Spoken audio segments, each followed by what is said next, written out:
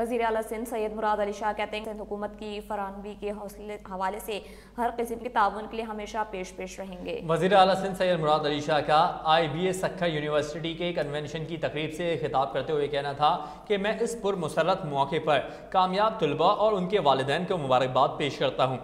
आज का दिन आपकी ज़िंदगी में अहम संग मील की हैसियत रखता है। कौम का अजीम सरमाया होने के नाते अब आप पर एक बहुत बड़ी जिम्मेदारी आयद होती है। उम्मीद करता हूं कि आप पाकिस्तान की खुशहाली में अपना भरपूर किरदार अदा करेंगे। उन्होंने कहा कि गुज़िश्ता चंद साल कई नागुज़ीर वजूहात की बिना पर बहुत तबाहकुन साबित हुए।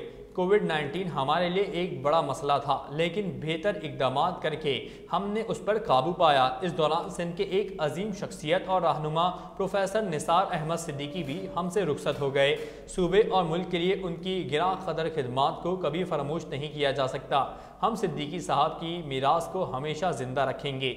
उन्होंने कहा कि मेरे Sukkur institute of business administration से ज़ाती मरासिम हैं।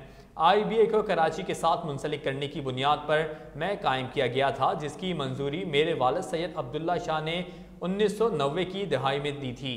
आज इस यूनिवर्सिटी को मुल्क की सबसे बावक्का यूनिवर्सिटियों में शुमार किया जाता है।